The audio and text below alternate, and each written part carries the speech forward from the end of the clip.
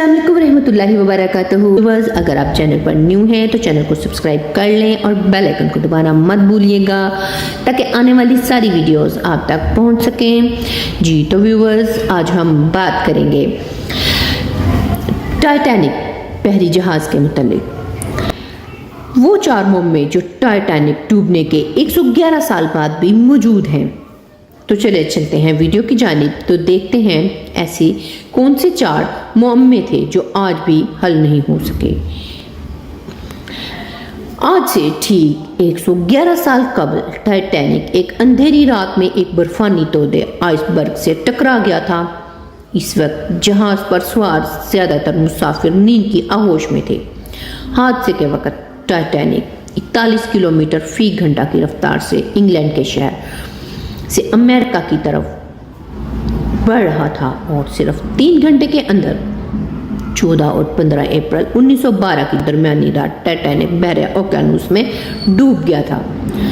वो जहाज जिसके बारे में कहा जाता था कि वो कभी नहीं डूबेगा, ना सिर्फ चंद घंटों में समुद्र में गर्क हो गया, बल्कि इस हादसे में 1500 के करीब अफराद भी हलाक हुए थे। 111 साल बाद भी इसे सबसे बड़ा समुद्री हादसा समझा जाता है।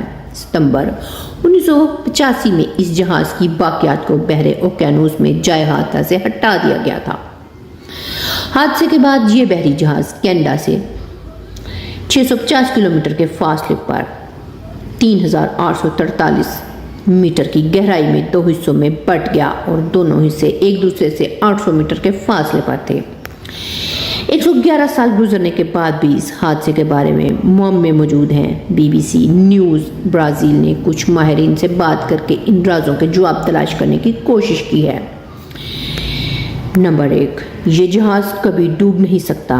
इस बड़े बहरी जहाज के बारे में कहा जाता था कि ये डूब नहीं सकता था, खुदा भी इसे डुबो नहीं सकता, नाउज़ुबिल्लाह।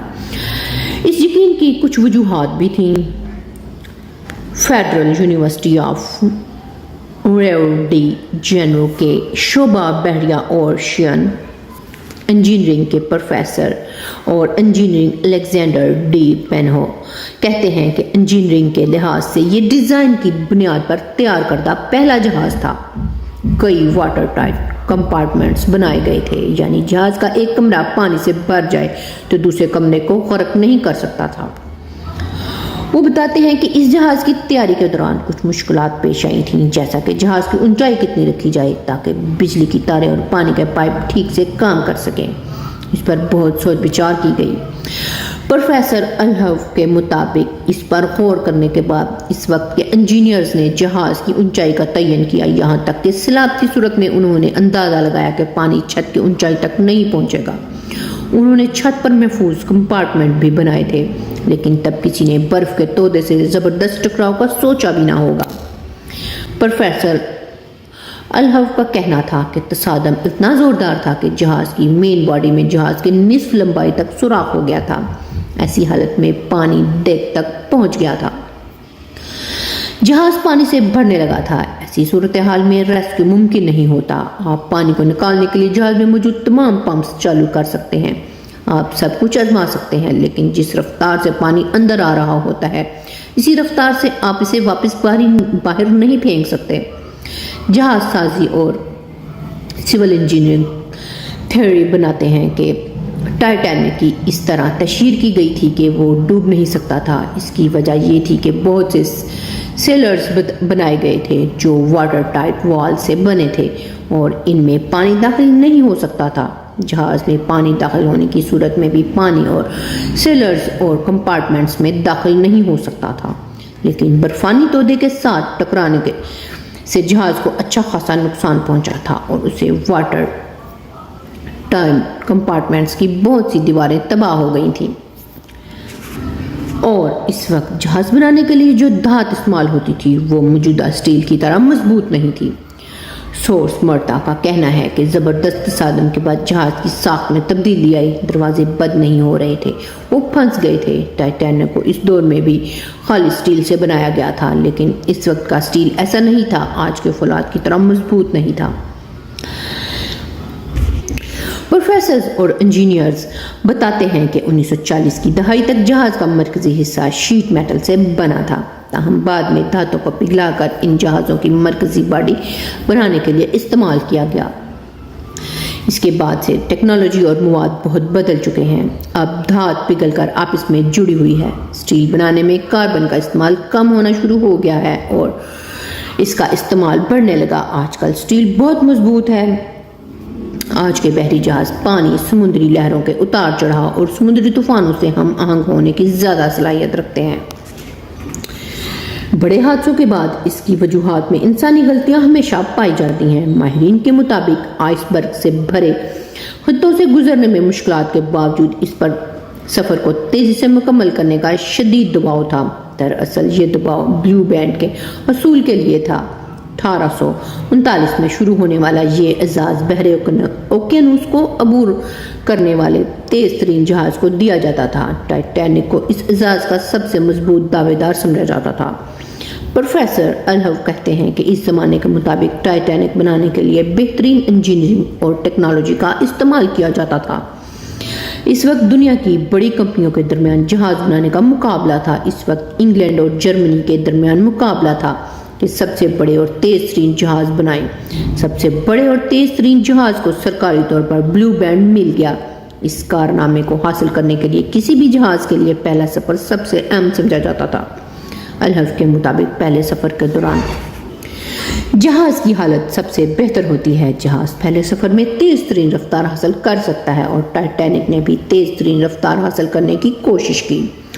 بچ جانے والوں میں سے بہت سے لوگوں نے بتایا کہ جہاز کے کپتان کو ارد گرد کے علاقے میں برف کے تودے کے بارے میں اطلاع دی گئی تھی، لیکن اس نے جہاز کی رفتار کم نہیں کی کیونکہ وہ تیز رفتاری سے بحر اوقیانوس کو عبور کرنے کی کوشش کر رہا تھا۔ ٹائٹینک جہاز تیار کرنے والی کمپنی وائٹ سٹار لائن کا تیار کردہ جہاز اولمپک جو پہلے سال ہی حادثے کا شکار ہوا۔ ٹائٹینک اکیلا نہیں تھا۔ ٹائٹینک اکیلا جہاز نہیں تھا۔ اس جہاز کو چلانے والی company white star line company نے شہر کے ہارلینڈ اور وولف شپ یارڈ کو 20ویں صدی کے اوائل میں 3 جہاز بنانے کا حکم دیا تھا۔ توقع کی جا رہی تھی کہ عالمی معیار کے بنائے گئے ڈیزائن کے تینوں جہاز دنیا کے سب سے بڑے محفوظ اور سہولیات سے آراستہ ہوں گے۔ انجینئر سٹمپ نے کہا کہ ان منصوبوں کی اس وقت خوب تشہیر بھی ہوئی تھی۔ سن 1908 اور 1915 کے درمیان بنائے گئے ان جہازوں کو اولمپک کلاس جہاز کہا جاتا تھا۔ پہلے 2 بحری جہازوں 1908 میں اور اولمپک اور 1909 میں ٹائٹینک کی تیاری شروع ہوئی تھی۔ تیسرے جہاز کی تیاری 1911 میں شروع ہوئی، تاہم تینوں جہاز کسی نہ کسی حادثے کا شکار ہو گئے تھے۔ اولمپک جہاز جو جون 1911 میں بحری سفر کے لیے سمندر میں اتارا گیا اور اسی سال یہ ایک جنگی جہاز سے ٹکرا گیا، تاہم مرمت کے بعد اس کی سروس دوبارہ شروع ہو گئی تھی۔ پہلی عالمی جنگ کے دوران برطانوی بحریہ نے اسے فوجیوں کو ایک جگہ سے دوسری جگہ پہنچانے کے لیے استعمال کیا۔ 1918 میں یہ ایک جرمن آبدوز سے ٹکرا گیا۔ مرمت کے بعد 1920 سے اس کا دوبارہ استعمال شروع ہوا۔ پرانا اور قابل اعتماد سمجھا جانے والا یہ جہاز 1935 تک استعمال ہوتا رہا۔ ٹائٹینک نے اپنا پہلا سفر 10 اپریل 1912 کو شروع کیا۔ یہ انگلینڈ کے شہر کی بندرگاہ کے باہر ایک اور جہاز سے ٹکرانے سے بال بال بچا۔ یہ 14 اپریل کو ایک تاریخی حادثے کا شکار ہو گیا تھا۔ یہ تینوں جہاز اپنے زمانے میں بہت بڑے تھے، لیکن آج کے مقابلے میں بہت چھوٹے کہلائے جائیں گے۔ مردا کا کہنا ہے کہ وہ آج کے جہازوں کے مقابلے میں صرف ایک کشتی تھے۔ ٹائٹینک کی لمبائی 269 میٹر تھی۔ عملے اور مسافروں سمیت تقریباً 3300 افراد کو ٹھہرانے کی سہولت تھی۔ آج کا سب سے بڑا مسافر بردار جہاز ونڈر آف دی سی ہے، جس کی لمبائی 362 میٹر ہے اور اس جہاز پر عملے کے 2300 ارکان کے ساتھ 7000 مسافر سفر کر سکتے ہیں۔ ٹائٹینک حادثے میں 1500 کے قریب افراد ہلاک ہوئے، جس کے بعد سمندری جہازوں کے حفاظتی نظام کو بہتر بنانے کی کوشش شروع کر دی گئی۔ اس حادثے کے بعد سمندری جہازوں کی حفاظت کے لیے ریڈار جیسے آلات کی تیاری شروع کر دی گئی۔ پروفیسر الہو بتاتے ہیں کہ ریڈار کا استعمال دوسری عالمی جنگ کے بعد ہی شروع ہوا تھا۔ اس سے پہلے سب کچھ انحصار سامنے کے منظر پر تھا۔ ایک ملاح کو اونچائی پر بٹھایا جاتا تھا جہاں سے وہ سامنے موجود آئس برگ وغیرہ کے بارے میں الرٹ کرتا تھا۔ یہ طریقہ اس وقت محفوظ نہیں ہوتا تھا جب جہاز تیز رفتاری سے چل رہا ہو۔ ٹائٹینک حادثے کے بعد بحریہ جہازوں میں حفاظتی انتظامات پر زور دیا گیا۔ ٹائٹینک کے حادثے میں بہت سے لوگ اس لیے مارے گئے کہ ان کے لیے لائف بوٹس نہیں تھیں۔ پروفیسر الو بتاتے ہیں کہ یہ جہاز کبھی نہیں ڈوب سکتا تھا۔ اس یقین کی وجہ سے جہاز میں صرف آدھی لائف بوٹس رکھی گئی تھیں۔ مرتا کا کہنا ہے کہ یہ حادثہ سمندری جہازوں کی حفاظت کے حوالے سے ایک اہم سنگ میل ثابت ہوا۔ سمندری جہازوں کی حفاظت کے لیے ادارہ جاتی فریم ورک بنایا گیا۔ تعمیر کے دوران حفاظتی پیرامیٹرز کا خیال رکھا گیا۔ اسے مسلسل بہتر بنانے کے منصوبے پر کام کیا گیا۔ آج کے دور میں ریڈار اور سونار برف کے تودوں کا بہت پہلے کا پتہ لگایا جا سکتا ہے۔ آج سمندر کی نقشہ سازی یا نیویگیشن چارٹ سفر کے دوران بہت زیادہ جدید ہیں۔ جی تو ویورز، کیسی لگی آپ کو آج کی سٹوری؟ امید کرتی ہوں آپ کو پسند آئی ہوگی۔ کمنٹس میں ضرور بتائیے گا۔ نیکسٹ ویڈیو تک کے لیے اجازت دیں، ملتے ہیں نیکسٹ ویڈیو میں کسی اور اچھے سے ٹاپک کے ساتھ۔ تب تک کے لیے اللہ حافظ۔